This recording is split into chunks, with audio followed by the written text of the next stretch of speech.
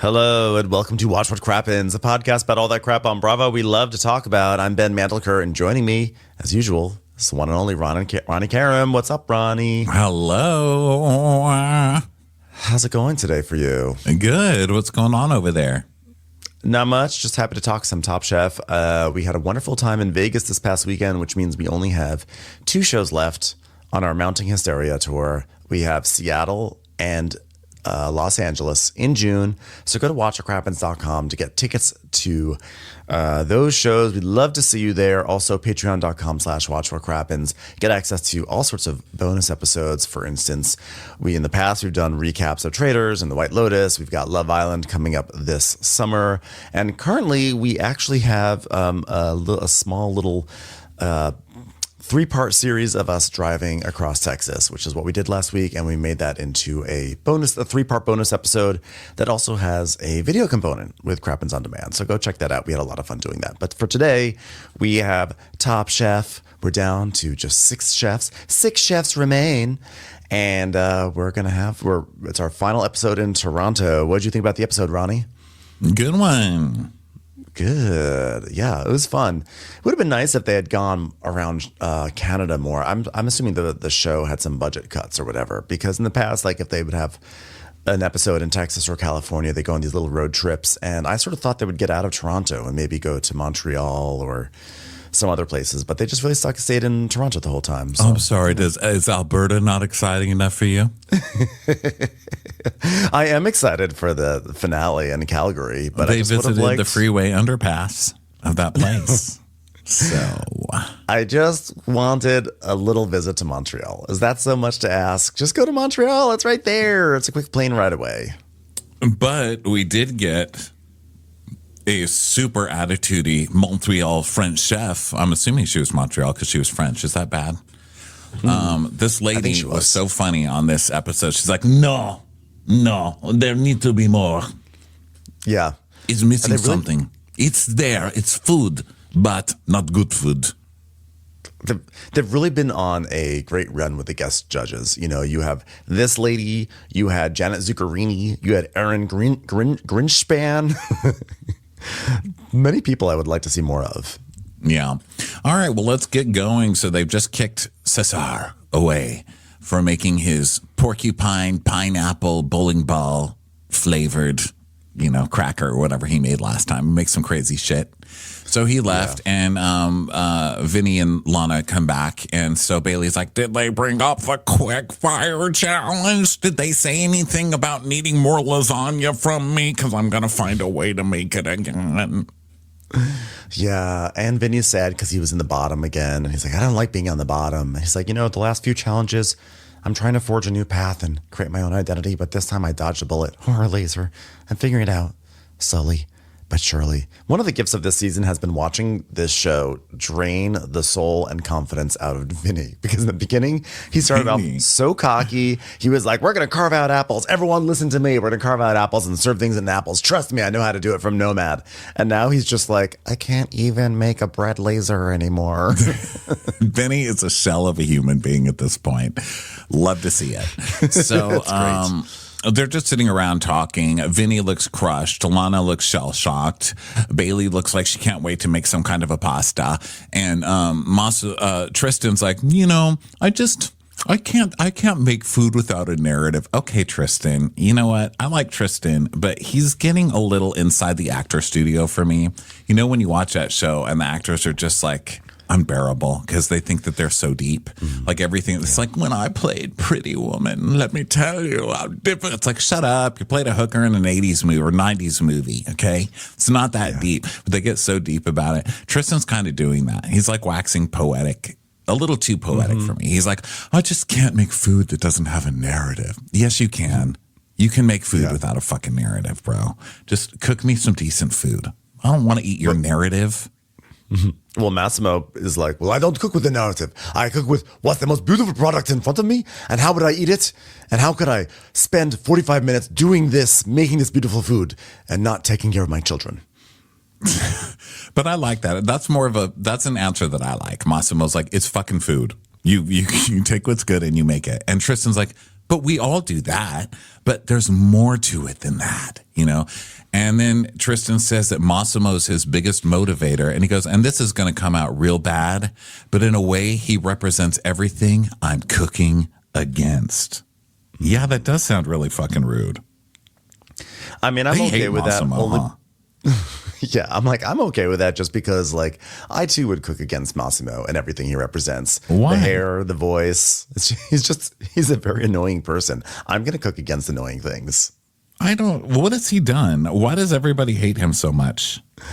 He's loud. He broke a cutting board with a knife. Okay. He's just like nonstop. I would be like, I don't know what Massimo even stands for, but I'm cooking against it at this point. I've had to like do it with him for no. 6 weeks. Massa, no. Yeah.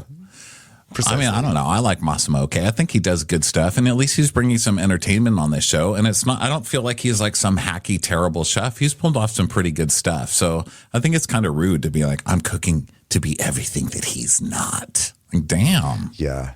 Well, he does explain that it's just like Massimo has been very much in Tristan's face about like French cuisine and Italian cuisine. What Massimo probably represents to him is like the old way of cooking of like that French and Italian cuisine are like the supreme cuisines and that like everything sort of revolves around that. And this is the way you do things because it's the way it's always been done. And Tristan's like, I'm changing it up. He's going against tradition and loud voices. Okay, so he's still trying to push this narrative thing. He's like, I believe you do have a narrative, Massimo, and that's what made you successful today. You know, it's got to come from somewhere. And Massimo's like, okay. And Lana goes, right, like there's a reason like why I'm doing what I'm doing, you know?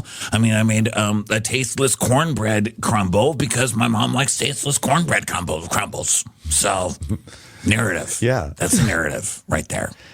So they pile into the quick fire kitchen, and where the pantry normally is, there's a sign that says Dépanneur, and it looks like basically a bodega, like a French Canadian bodega. And you know, Vinny's like, it looks like a bodega, but like I've never seen that before. But it's definitely missing the local bodega cat. So Kristen's like, everyone, when you all walked in, I was like, where's the rest? Well, chefs, you won't be the top 5 for very long, because guess what? We have a new winner for Last Chance Kitchen, brought to you by Glad Bags. Glad Bags, the place where Last Chance Kitchen meals go to when they have to go to the dump. Glad Bags. All right, everyone, welcome the winner of Last Chance Kitchen. Any guesses? Any guesses? Anyone? Gail's like, does anybody have any guesses on who's going to be coming back? Hopefully it's a stylist for Gail. I know who Gail wants to come back. A 2-for-1 BOGO at Dress Barn. So you know, it'd be great to see walking through that door a comb so Gail can run it through her hair. Just once. So Tom's like, well, you know, Last Chance Kitchen, there was a lot of really great food, a couple of winning streaks. We did a crazy 3-part finale. God, it was so crazy. Real crazy. By the way, did we talk about this last week that apparently part 1 was that the chefs had to like oversee other chefs cooking their food? Did we talk about that? Of the 3-part finale? You told me you watched it, but I didn't know. I didn't know that was the first challenge. The first challenge was that like Katiana and Cesar had to like talk to other chefs, had to guide them through cooking something for them, which I think is bullshit. Like, this is for getting back into the show, and you're gonna have it like one of the challenges comes down to how well you can describe to another chef how to cook something. No, I say no. But in the end, Cesar walks in and everyone cheers. Like, oh my God, Cesar's back. Yeah, and Gail's like, you literally missed nothing because you were just here last week. So Tom's like, absolutely nothing. Padma was pretty fucking rude, but I'm sure you didn't miss that. And so I was like, yeah, it was fun. I made some really crazy stuff. I made French toast, but instead of soaking it in eggs, I soaked it in Drano, but I masked that with sugar and a little essence from a sap tree. So that was good. And they're like, welcome back. You did it, Cesar. Well, that was the last Chance Kitchen. So whoever gets eliminated from this point forward will be going home, and they will be exiting the competition with a BMW X3. BMW, the chosen vehicle for leaving a competition. Thank you. So one of you will be taking home the grand prize of $250,000, and the rest of you will be just thinking about all the mistakes you made in this once-in-a-lifetime opportunity. But thank God for Saratoga Springs water, our official water of Top Chef. Because guess what? Saratoga Springs is going to pour out all over the roads until the roads are really full of Saratoga Springs. And then we have boats provided by Virgin Cruise Lines, which will take you on this new Saratoga Springs water river to Alberta, Calgary, Alberta. Anyone ever been? Anyone ever been via Saratoga Springs, motherfuckers? Saratoga Springs water, the preferred water for making rivers for your Virgin Cruises to go over to another province in Canada. So Massimo is like, oh, Calgary, I fell in love with it. Kristen's like, well, before we head west, let's just take a small little detour, a little bit more to our east, specifically directly to our east. This Depanneur next to us. Shing! Quickfire challenge. Please welcome your guest judge, comedian, and a food show junkie, Punky Johnson. She's a junkie. It's Punky Johnson. Junkie Punky Johnson. So can we work on those cue cards a little bit? Punky deserves better. Bam. Punky's like, I am so excited to be here. Now that I'm not on Saturday Night Live anymore, I thought I'd never get another gig, but I am here somehow as a guest judge on Is that Top where Chef. she's from? SNL? She was on SNL for a few seasons. Well, let me tell you who I love. Punky Johnson. And I don't know her from anything but Top Chef. But I fucking loved her after this. I'm going to look her up. I loved her. It was funny that they didn't even mention SNL. I'm like, it's part of NBCU. Is there like an acrimonious split or something where she just did not want that mentioned as part of her bio? They like went out of their way to like not mention SNL, it felt like. I don't know, but I love her. And they brought her because Kristen's like, oh, I went through your Instagram. Well, that's nice, Kristen. Could you act like you know who this person is? She's like, well, I was just in my trailer deciding which leather halter to wear. And I went through your Instagram. That was pretty interesting. And you cook on there. You're no stranger to cooking. I saw it on your Instagram. And Punky's like, yeah, you know, I do it in dressing rooms. And basically all I have access to is whatever I can plug in, you know, an air fryer. So I use plastic forks, plastic spoons, no chopping board. And that's how I cook on set. Wow, that's also how Gail does her hair. So Kirsten's like, Punky, I just have to say, I know you live in New York, and you did have a rough childhood as an orphan, but thankfully you were adopted by that millionaire. She's like, that's a different Punky. Oh, my apologies then. Well, I guess you know a thing or two about a bodega then, since you were not adopted by a millionaire. Yeah. No wonder you were limited to an air fryer. And Punky's like, I love to cook. Cooking is so therapeutic. I wish cooking was therapeutic to me. I'm more into like eating. I mean, I like to cook, but it's not therapeutic. Eating is therapeutic. Cooking is like the road to therapy. I just cook so I can eat. Cooking's like making the appointment, and then eating is like the actual therapy session. Yeah. Therapy is definitely the food. So, east of here in Montreal, they have their own version of a bodega, and it's called this. And Gail's like, yeah, it's called a dépanneur or Debs. We call them Debs. Okay. Debs. Yeah, they're called Deps, and they are the equivalent of a convenience store found all over Montreal. And Kristen is like, yep, so for your quickfire challenge, we've turned our Top Chef pantry into our very own dépanneur. So, and since it's Montreal, most of the items are labeled only in French. Oh, so Gail, that means you have to use your French to find the toothpaste. As if that will ever happen. And Bailey, no one knows French. They're all like, this is hard. Bailey's like, how do you say pasta in France? Do they have any of that? And Cesar's like, yeah, I don't speak French. So no one knows it, except Massimo, of course. He's like, merci. French. I love it. That's like my cooking. Okay, you'll have to make a dish with the things that you can only find in the Top Chef Dep.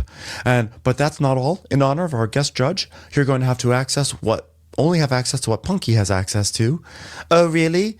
So you don't have access to what my dear friend Lena Waithe has access to, which is an Emmy, which is basically my Emmy, because we're friends. Hey, everybody. Lena Waithe does cooking in her dressing room, too, with her Emmy. You know what I have access to? Richard Mulligan. He's dead and up here in heaven with me. Let me tell you who doesn't cook in her dressing room. Judy Garland. That's because she has she has access to a full range of 5-star dead restaurants in heaven. Every time Judy's hungry, she just clicks her heels 3 times and says, home, home, home. I say, get a new line, loser. We get it. You're Judy Garland. You're in The Wizard of Oz. What else have you been in? God, are you really going to be like trumpeting that for the rest of eternity? Yeah, Gail gets it. She just clicks her heels 3 times and says, I wish I were at Domino's. I wish I were at Domino's. I wish I were at Domino's. Yeah.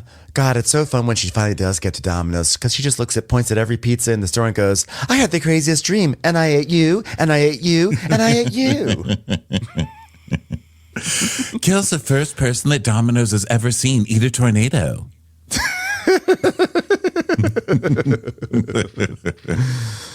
So they all have to do this without knowing French.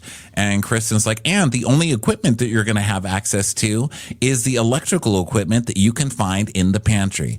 Well, unfortunately, one of them's not a curling iron. Am I right, Gail? Have you ever seen Gail try to make an omelet with a curling iron? Doesn't always work out well. So they have 30 minutes and it is time to go. The winner gets $10,000. And remember, the dish will be taken into consideration along with the elimination dishes. Really fucked over our last person who got kicked off, Cesar. So, Lana, You're lucky you're still here. Let's see what you can do today. Let's see. So just as a reminder, your ability to cook with random convenience store foods with nothing but plastic knives will determine your future on this career-defining show of yours.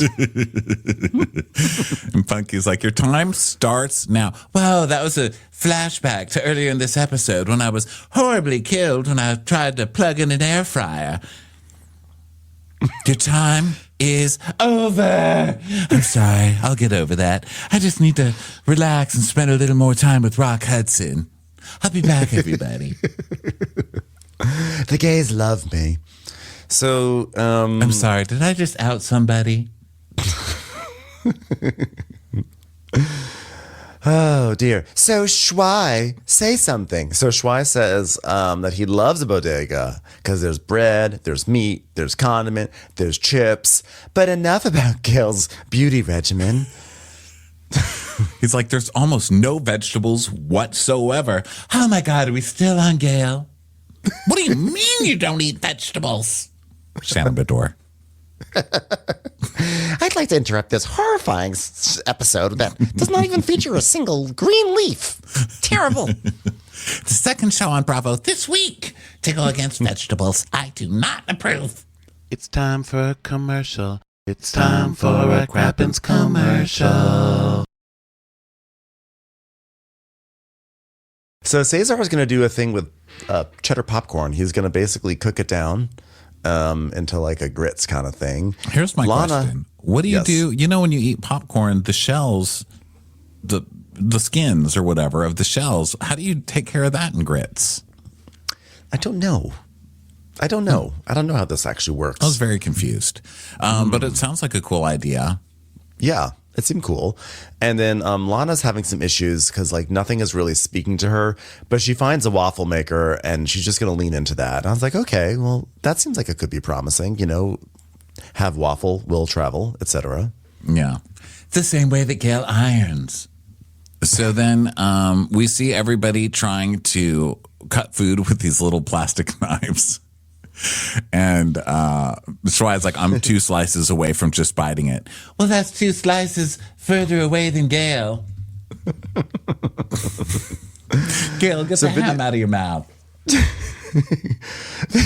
Vinny says he's going to do a variation on a patin croûte inspired by an uncrustable. Wow, that's a word that's never been used about Gail's hair. Do they make those in underwear form for Gail?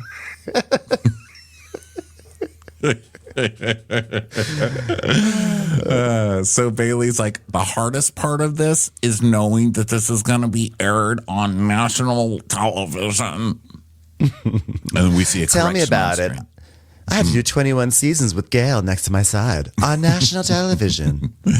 We see a correction on screen. Correction. Top Chef has aired in over 140 territories and heaven. So then 18 minutes we've got left, and Caesar's doing his popcorn grits. And he's like, when I first moved to Chicago, I had like $600. And so I survived off staff meal and popcorn, and you just cook it down with cream. So they get grit consistency. So I'm going to win this whole thing. Boiling popcorn. Boiling fucking popcorn.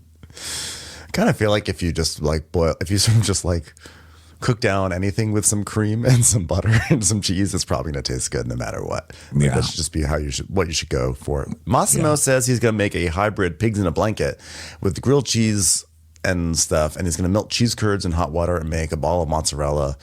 And he's very proud of it. And then Tristan is trying to make a peanut soup with hot dogs. And he's like, I want something that can be very umami forward. So now I just have to build as much flavor as I can and then blend this later. So his narrative is umami forward, apparently, for this one. Umami. And so then Tristan, oh no, I'm sorry. I thought that was Massimo. Sorry. So Cesar is like, melting cream and bacon into I love Cesar. I fucking love him. And then Tristan can't use a blender, so he's like bartend straining his stuff into a bowl. And he's like, this is my hot garbage plate of peanut soup. Thank you. His narrative has a twist he was not expecting, which is that no access to a blender, which means that his soup is just going to be a thin, chunky mess of bodega items. So the Time's judges up. come. Utensils down. Yeah, time's up. Andy Cohen got in there for a second. Time's up, everyone. Okay, bye. So they start with Cesar, and so he serves his thing. And Tom's like, so what'd you use for your cooking implement there? And Cesar says, pressure cooker, just for some searing. I'm so sorry. Okay, that's all right. It's just a question. You do not have to apologize for that. It's not like you used a mixologist. So that was good. And he made cheddar popcorn grits finished with a little bit of goat cheese and an apple bacon celery leaf condiment on top, which they all had to use because that was all they had was celery. So they all put celery leaf on top of their thing to garnish it. It was just funny. So Punky wouldn't have known that was popcorn. So good job. Tristan did a bacon roasted hot dog and yucca main broth with celery and kraut and a little bit of croissant.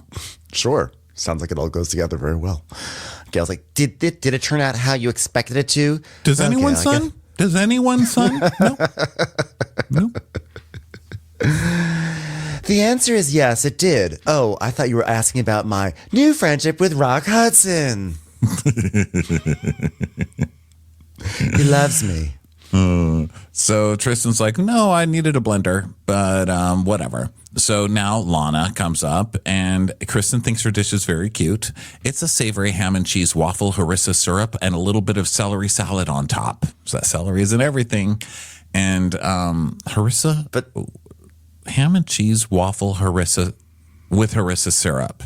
Okay. But I feel like I didn't see any syrup. It just looked like a waffle. It just looked like just a generic waffle. And in fact, it seems like that's how it ate, because everyone was like, Tom's like, so where's the ham and cheese? Okay, that's just my slang that I use for my son for when I want to say, where's the career trajectory? You're just a mixologist. I say, where's the ham and cheese? You know? And Lana's like, it's in there. You just can't see it. Yeah, it's the same place that Gail keeps her ham and cheese, in her purse. Hidden away, but it's there. Trust us. And Tom's like, oh, okay, if you say so. Okay. I love that Tom gets so hateful over such little things. He's like, okay, I'm just going to accuse you of being a liar on national television. Ham and cheese lie. That was a good ham and cheese lie, loser. Massimo, what did you make? I made a hybrid of mozzarella and carrozza and a sausage brioche, and the sauce is everything that goes on top of an all-dressed hot dog. Oh, so you're calling Gail that too? No? Oh. That's what we call Gail when she's doing a fashion show, trying to figure out what to wear tonight. That's what we call Gail when she goes to the Emmys. All-dressed hot dog. Coming up. And Punky's like, this is just a weenie and bread, but it tastes exquisite. And Shuai, now's your turn. Shuai's like, it's kind of a croque monsieur. There's 2 different types of ham, some cheese curds, Parmesan, fromage, which guys, I don't even know what fromage is. Okay. Come on, dude. Come on, man. This show is like so up its own ass and being highfalutin. I can't even believe they didn't edit that out. I know. And Gail no one knows any words in French out of all of these trained chefs. This is embarrassing. Gail goes, that's just cheese. Oh, isn't that also the name of your shampoo? That's just cheese for women. If it's just cheese, then why do you keep selecting it at the beauty shop? So Punky's like, this is a good hangover meal. And now it's Vinny. Vinny's like, I made a pate en croûte inspired by an Uncrustable. God, the more you say it, the more I just had to explain what Joan of Arc what an Uncrustable is. And she says, oh, you mean like Gail's culottes? I was like, good, Joan of Arc. She goes, I know.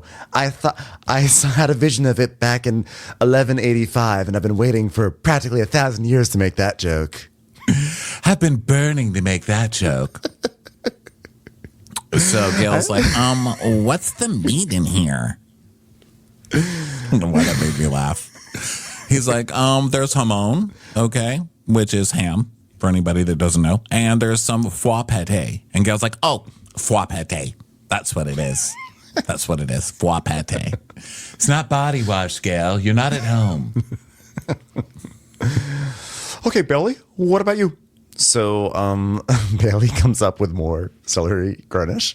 She's like, I made a raisin prune mostarda and a little toasty with a foie plate and pate and a little bit of apple and some crushed candied peanuts and the old celery leaf on top.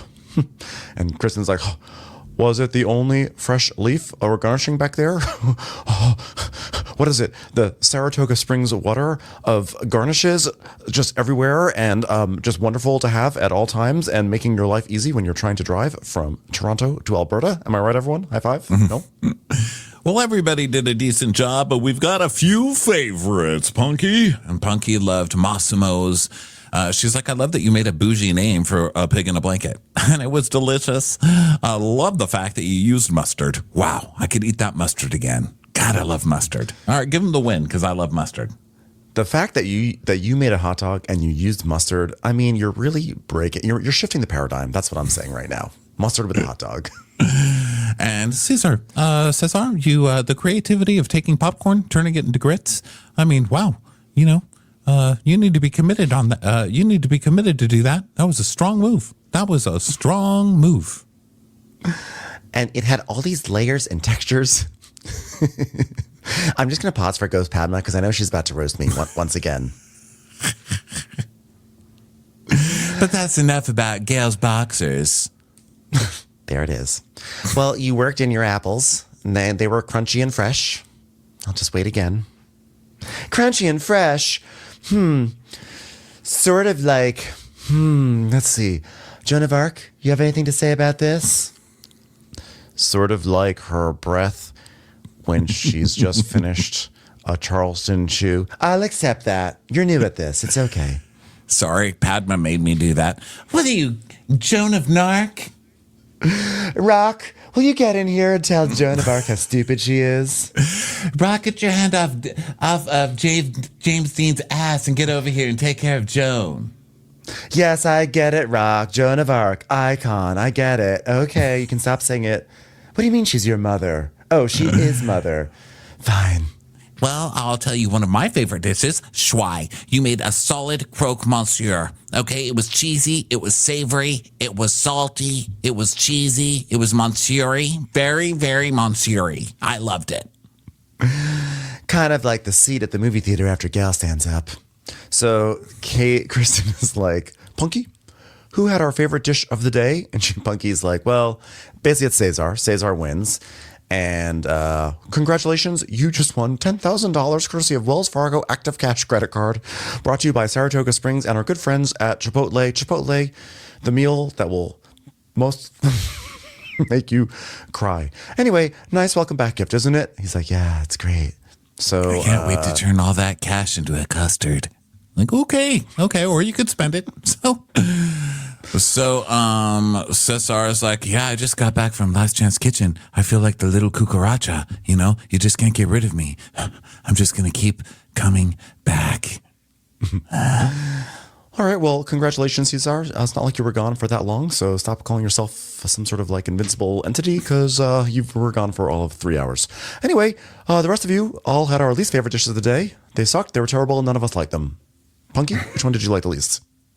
Chef Bailey, I like how it was toasted, but it scraped the top of my mouth. It really hurt. Thanks a lot for killing the top of my mouth. She's like, okay.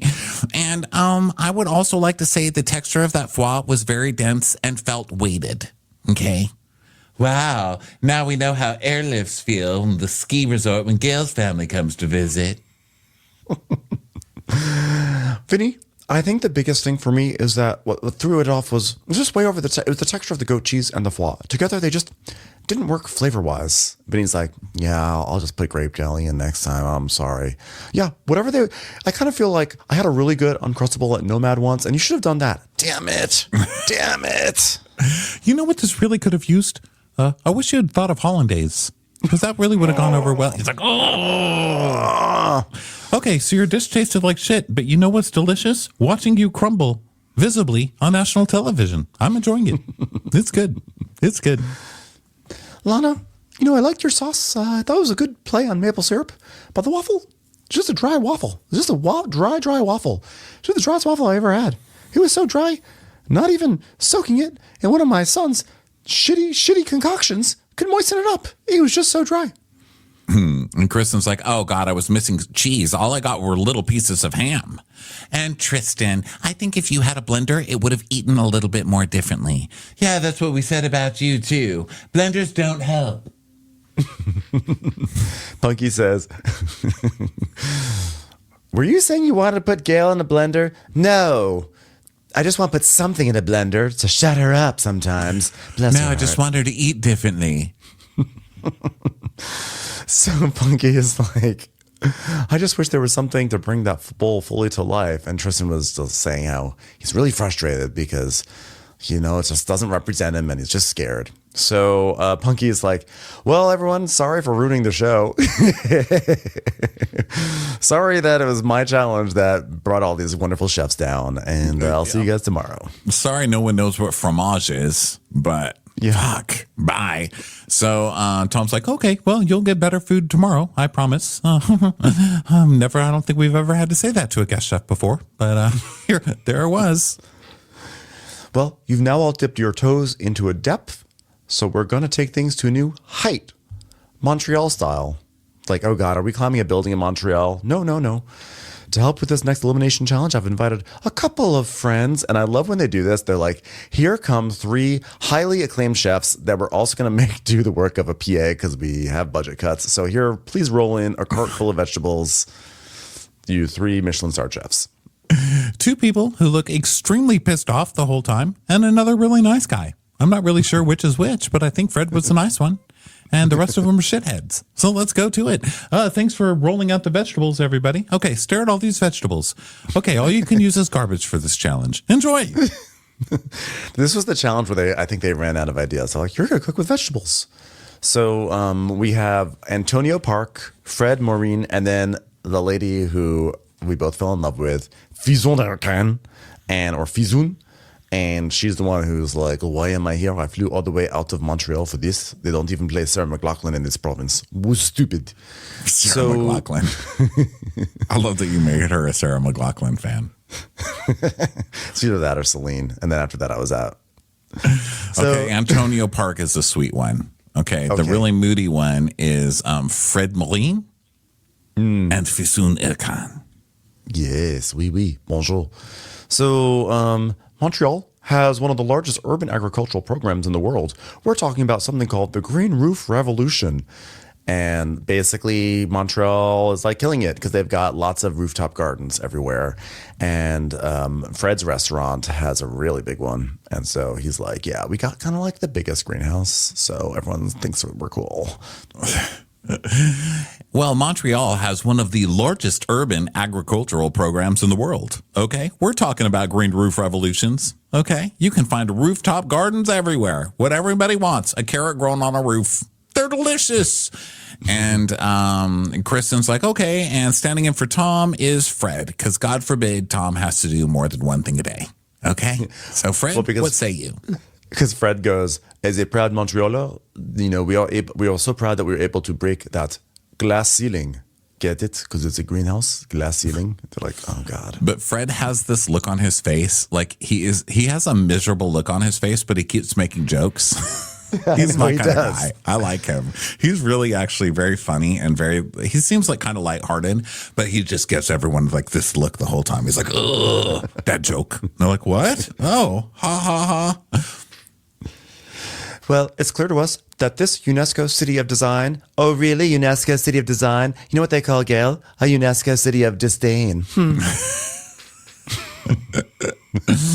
Mainly for me. And Kristen's like, we love sustainable things, sustainable only. So for your elimination challenge, we want your dishes designed sustainably grown, okay? From rooftops only. So to practice sustainability, you'll only be utilizing ingredients and products that you can find left over in the Top Chef pantry, plus this entire table of crap that we're going to be using and then wasting tomorrow. Okay. If your food does not taste like bird shit, then you will be eliminated on the spot. It has to taste like a rooftop. So a little bit of tar. We just need a little bit of tar taste. Okay. And we want your dish to transport us into 4 seasons. It has to be winter, spring, summer, or Canada's very colorful fall season. So do you understand? Sustainability, pigeon poop, and seasons. And the reason why we're doing this seasonal thing is because Justine, our new producer, has been trying to shoehorn this seasonal challenge in all season long, and we've said no to her every time. So finally we said, you know what, we can just tack it on to the stupid rooftop challenge we got going on, because cooking with vegetables is just a little bit too thin. So you're cooking with sustainability, but also have to match a season. Okay, good luck, everyone. Congrats, And Jazz. Fred's giving him a dirty look, and he's like, the best season in Montreal is the one where you go to Florida. Ha. And they're like, oh God, I thought he was going to yell at us again. I thought he was gonna say something like it's the season when all the English-speaking people leave town and we only speak French. But he was really he's making a real joke. So then Kristen's like, okay, Cesar, as the winner of Last Chance Kitchen, you get to select your season, and then that season becomes off the table for everyone else. So what season is it going to be? So he goes for summer, and it's like, oh, just like Gail's favorite season, because summer teeth go that way, summer teeth go this way. Remember Office Space, everyone? So funny. Commercials. Here comes one right now.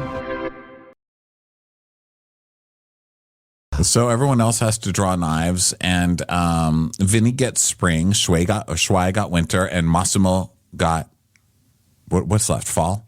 So then, no, I guess Massimo got winter and Shui must have gotten fall. I don't know. I wrote it down wrong. So Massimo is like, oh, winter's depressing, but some of the most exciting food happens in the winter because that's when depressing time happens. Am I right? You're depressed. You're sitting alone at home. You're like, hey, what can I bread and cook in 45 minutes? It's snowy, it's cold, it's icy, and you say, you know what I'm going to do? I'm going to make a soup. Oh my God, you get that jolt of soup. So Kristen says, tomorrow you'll have 2 hours to cook before you serve in the Top Chef kitchen. Good luck, and we will see you tomorrow. So Vinny is really nervous because he did badly on the quickfire, and he's like, I need a reset, if you will. So what I'm going to do, hollandaise and nomad recipes. Consider this boy a reset. So they go back to the apartment, and Vinny's talking about how he needs this creative reset, and we see him making a peanut butter sandwich, and then he uses the lid of the peanut butter to cut it into a perfect circle to be fancy. He's like, I can do a crustable. I can. Uncrustable. I've done it. I've reset myself. So Lana is saying that she wants, Lana and Bailey are having a conversation where they just want to see each other go as far as possible again at the final, ladies in the finale and everything. And Shui has found a card from his wife that was in his bag, And he's like, I find hidden a note in my baggage, a note from my wife. I'm like, his wife was like, it wasn't hidden. It was, I tucked it away with your clean underwear because I knew that you would find that right away. So the fact that his wife is testing him. I knew you were not going to change your boxers. I fucking knew it. It's like, but these are my lucky boxers. So he talks about how they opened this food truck called Short Grain Food Truck back in 2015. And they were so nervous and they used all their savings. It was a huge leap of faith, but they did it. And so he starts reading this card and we see the card and it is both sides of the card filled with tiny writing. And Schwei just sits there and he's like, Dear Schwei, I have put this underneath your boxers just because I support you changing your underwear. I felt so bad for the cameraman who had to sit there for the 30 minutes it took him to read this card because he just read that whole card. They just kept cutting. And I was like, oh no, poor PA. So he says this whole thing about like, I've been in my head about letting my family down. And this letter is really motivating me to take my head out of my ass and focus and just do the things that you love. Just cook and just feed the people. Da, da, da. And I think this is all nice, but I kind of feel like I feel like all the chefs say this every single week. And then like the week where they actually do well, it's like, aha, see, I told you I'm cooking for myself. But every other time it's like, well, I thought I was cooking for myself, but apparently I still suck, which is kind of like well, also with Schwei, because every dish, it seems like at least recently, every dish has had like a grandmother component or a mother component, or that I'm doing this for my family because this is how they raised me, or I'm doing this because of all the hardships they went through. And now he's like, now I really need to do what's important. I'm like, bro, don't throw your grandma and your mom under the bus. I'm not cooking for that bitch, my grandmother, anymore. I've decided to get rid of the poor people. I'm only cooking for rich, wealthy people I'm inspired by. I don't know. It just sounded weird because I was like, everything has been so meaningful. And now you're like, nothing has meant anything until today. Yeah, I don't even know what it means to be like, I'm finally going to cook for myself. Like, I don't know what that line would be because I feel like if I were on Top Chef, I think everything I cook, I would feel like, this is what I want to make. But maybe not. I don't know. So then Lana, she was talking about how she loves fall. I love fall. And then Vinny is saying, it's like, it's a great season for fashion. And as we know, Top Chef is the show on Bravo that features the best fashion. And then Vinny's saying, spring ingredients are very flavor intensive. A lot of peas, favas that need shucking, things like that, and dried morels. And I want to do a spring item that maybe make a broth with all that, or make a broth that just features none of that. I'll do that last one. Yeah. So Schwei's doing a hot pot, and he's doing it because he was motivated by his wife. And so now he has a clear idea for a dish. He's going to call it Dirty Boxer Broth and Dirty Boxer Hot Pot. He wants to do kabocha squash, sweet potato, celery root. He's going to make an egg tofu, and then he's going to make a flavorful mushroom broth. Yeah. Massimo says he's going to do a Quebec classic that you eat in the winter. He's going to make a farce with the thighs. They all are making farce, by the way. I forget what farce is. They explain it every year, and every year I always forget. But he's making a farce, and it's going to go between the chicken and its skin. It's a sustainability challenge. So we're going to put a farce between the chicken and the thighs. Wow, a farce. Is that like Gail's wardrobe? High five, Joan. A farce in culinary context refers to a stuffing, a mixture of food like bread, onions, and herbs used to fill other food, such as chicken or vegetables, before cooking. It's essentially the same as stuffing in English, or as Padma refers to Gail eating. Or, as I like to call it, Gail having a longer tenure on this stupid show than I did. A farce. And can I tell you, the French word farce can be translated to the verb stuff. There you go. So he's basically he's doing chicken with stuffing in between the chicken and the skin. Isn't that basically what that's where you make Tristan the mixture and you put it between the chicken. Yeah. Isn't that basically what? Didn't Tristan do that last week with his virus of... Yes.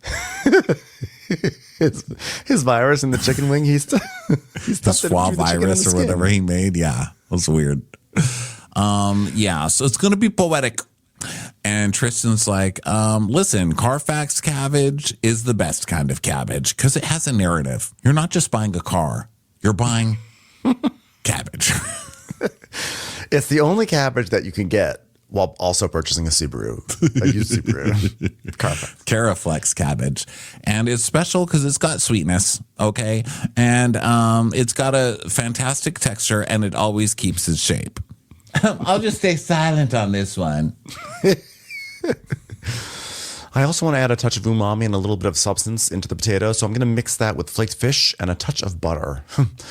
Flaked fish, also known as Gail's deodorant. I'll go with that. Wow, that's interesting because Gail's shoulders are covered in flaked scalp. So this should be an interesting dish. So Vinny's like, oh, for my 20th birthday, I traveled to China and it was so eye-opening.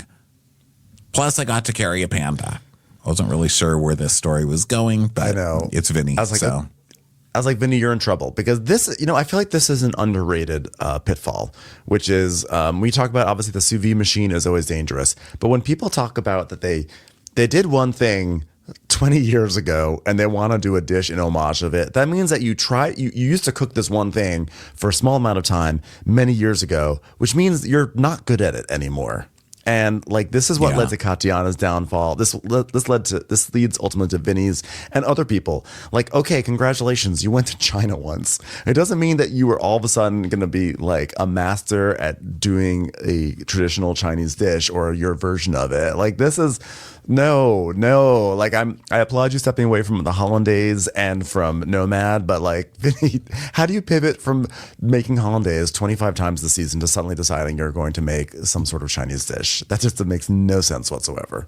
Well, time will tell. That's for sure. Time will tell. Okay, so Lana is, she's like, I've done foods from all over the diaspora, but I'm quarter German. So I'm going to do squash spätzle as a shout out to my German heritage. A squash spätzle. What's that about?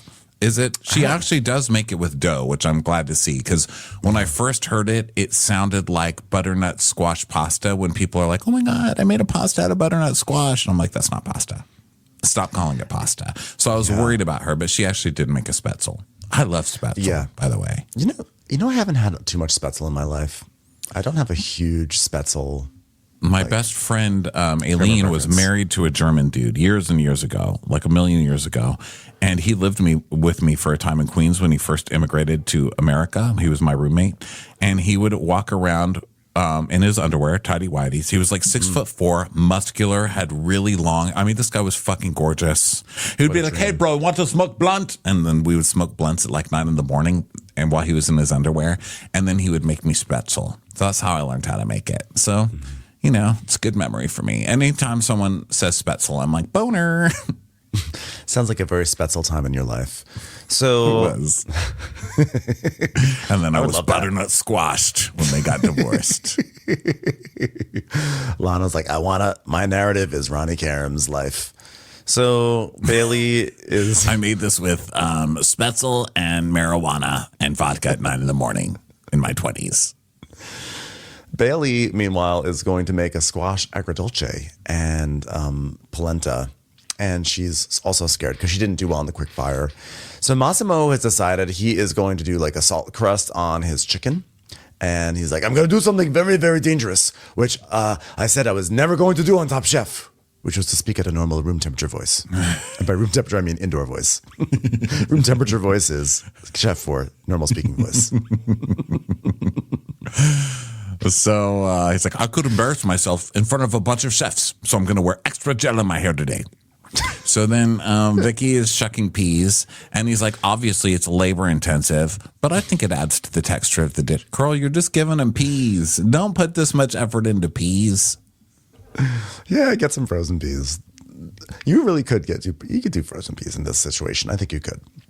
So Shuai's making baked potatoes, and he's like, this just brings up so many memories of winter in Beijing with my grandma, my grandpa, who practically fucked me over in this competition. I was like, myself wow, now. Shuai, you're making something that reminds you of your mom and your grandma? That is fucking crazy. I can't believe everything he makes. This guy is like, I do it because my mom and my grandma like it. Everything. Mama would like it. Grandma would like it. Okay, we get it. Jesus Christ. Get your own identity already. So Kristen walks in. She goes, well, it smells like all the seasons in here. Which, if it smells like all the seasons, then it just smells like everything. I don't know. So then Kristen, they sit down, and everything is like, the table has like a winter decor to it. And Gail goes, wintry. Wow, Gail, your power of observation really defies expectations. I can't believe you saw that there's snow on the table, that it's wintry. Am I right, Joan? Something no one ever says about Gail's breath. Well, everyone, this is our last meal in Toronto, so cheers for being here. Toronto has treated us really well. So cheers to Toronto. Oh, and also, chefs, I forgot to mention that after this meal, we are forcing you all to climb up and down the CN Tower. Okay, enjoy. For no reason. We'll give you $75. So then Vinny is grinding lamb and talking about how sustainability is about using every part of the product. So he's like, nothing's going to waste. So I'm going to use the lamb. I'm going to turn it into filling for a dumpling. Then I'm going to use the remaining bones and trimming for the consomme. I'm going to make little eyes, and I'm going to make them little Shirley Temples. But instead of cherries, they're going to be little lamb eyes in there. It's like, okay, calm down. Calm down. Kristen is probably very excited. She's like, consomme. I love consomme. So Cesar. He's like, everybody at these peas were shucked with lamb wiener. Enjoy it. Cesar is going to do, he's filling up, he's doing sort of a very summery thing with like corn and tomatoes. So he decides to fill his tomatoes up with pistachio cream, and he wants to give it a kiss of smoke, like a summer grill situation. And nothing says a kiss of smoke like pistachio cream, I suppose. So then Massimo, he's nervous about his salt crust because he's never done this before. And how is it going to turn out? He's going to take off the salt crust, and we're going to go to commercial because it's a total disaster. Everything is raw. Just kidding. It's fine. Everything's good. So Kristen's like, wow, I don't know how people are going to even do winter because winter is so different in different places. And Gail's like, yeah, Canadians aren't scared of winter. I mean, there's so much about culture of eating in Canada that revolves around winter because it has to. So you might as well embrace it. You know, it's like Padma. She was just born cold. Wow, that was pretty mean, Gail. God, Gail, how dare you say something so mean about somebody? Yeah, Gail, that was really hurtful. Rock, why are you laughing at that? You're not supposed to laugh at that. Gross. So Shuai does a vegetarian dish, and he's like, that's really hard, you know? But instead of using bonito in my mushroom dashi, I'm using dulce seaweed. So, you know, that's slightly smoky. So I'm hoping it'll give it a bonito-y kind of vibe to the dashi. I hope my grandmother will like this. What will mom think? So Massimo is like shaking. He's like, I have uncontrollable shakes. I'm like, that's because you're yelling so much, okay? So they come out it's to the like table. getting on an escalator. Remember the time she tied Twizzlers to her shoe thinking she was funny, but then wound up getting stuck in the escalator at the end? That was hilarious.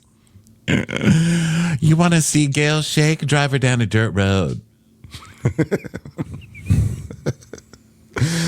Tell her no convenience store for 45 miles. Now watch her shake.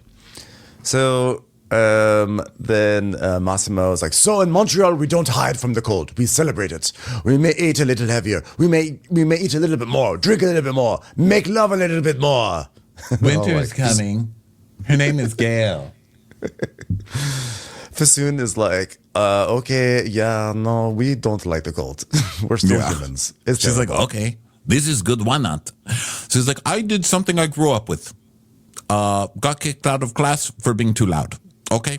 But then I did a technique I did for the first time. Poulet poché sauce crème. I fluffed the sauce with the sauce poulet and the chicken cooked in a salt crust. Yeah. In honor of making love a little bit more, here's something in a salt crust. I was like, okay, sure. So Schwai's like, winter always reminds me of having hot pot with my family.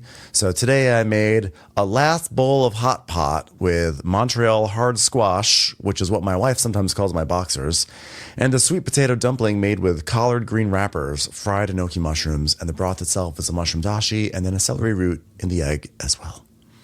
It's funny. We've always called the toilet, using the toilet after Gail's just left the restroom a hot pot. Interested to try your version. Sorry, Jessica Tandy dared me to make that joke. I knew it wouldn't work.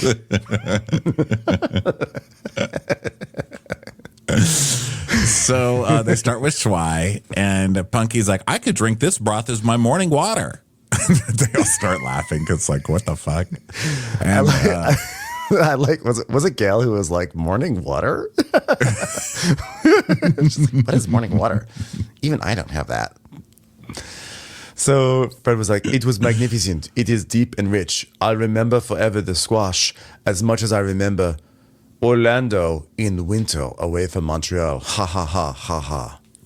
And Fasoon liked this one too. And Tom's like, yeah, I agree. You know, there's so much going on, so much work in this bowl. I mean, the celery root tofu. I mean, a beggar's purse, just beautifully done. You know? Wow. Whoa, celery. It's a day of celery here at Top Chef. Oof, oof. Remember when Gail wore a beggar's purse? The Golden Globes were like, Gail, that's not a real purse. It's a dumpling. It's funny. Gail went to prom with a beggar's date. I have to say, they're kind of killing it with the squash this season because it was Janet Zuccherini just a few weeks ago who's like, this is the best squash I've ever had in my life. And now you have this guy saying, I'll never forget this squash. Squash is like, they're killing it with the squash. Yeah. So Tom's like, well, so much work. And Kristen says they're all reflective of winter. So great job. What did Massimo's dish taste like? And Antonio says, you know, it's really good. Very technical. Very technical. And Gail's like, cooking it in the salt retained so much moisture. And that farce with the chicken thigh was seasoned beautifully. Beautiful farce. Beautiful farce. A farce I'm with gonna the go to chicken language school thigh. and learn how to speak Farsi. That was so good. That was delicious. Wow. A farce with the chicken thigh. That's kind of like Gail doing noises off with something from Purdue Farms.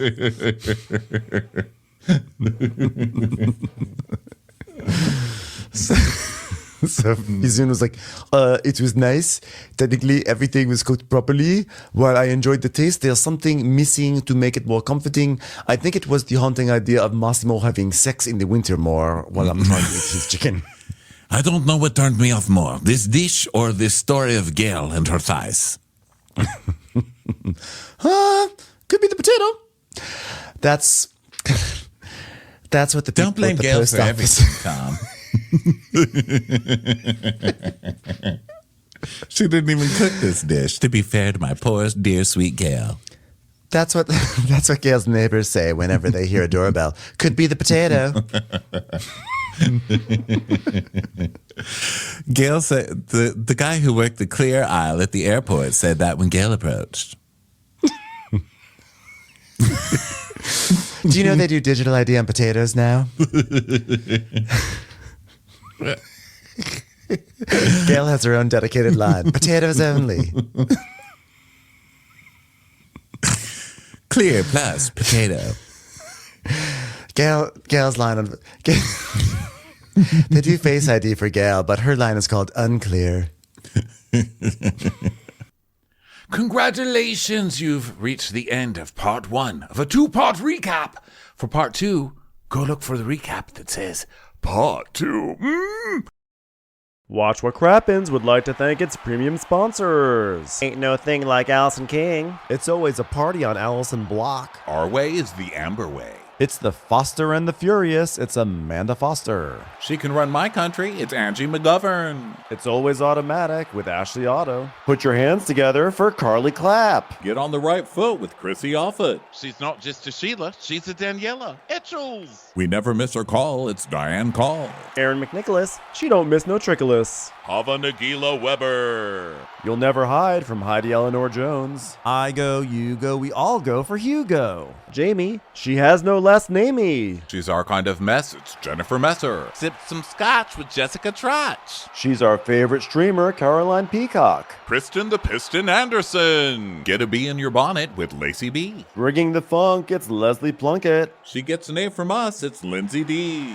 Let's give a kisserino to Lisa Lino. Fresh as a daisy, it's Maisie McHenry. We love her on the rocks. It's Melissa Cox. Megan Berg. You can't have a burger without the Berg. This is Livin' with Michelle Vivian. I love ya, Olivia Williamson. Tastier than Flanderson, it's Rachel Manderson. She sure is swell, it's Raquel. Yes, we canna, it's Savannah. Cast a spell with Shannon Spellman. Let's share with Sharon Eldridge. The Bay Area Betches.